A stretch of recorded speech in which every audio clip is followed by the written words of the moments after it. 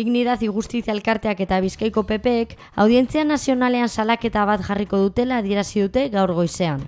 Salaketa hau Bilboko 3 konpartsei zuzenduta egongo da, Kaskagorri, Askapeña eta Txoribarrote. Haien esanetan, hauetan agertzen diren presoen irudiek terrorismoa goraipatzen baitute.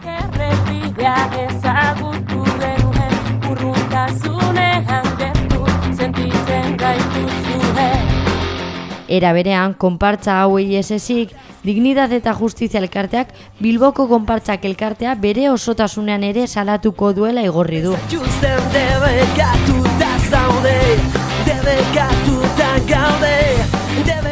Salaketa hau orain dela 8 urte izandakoaren jarraipena da.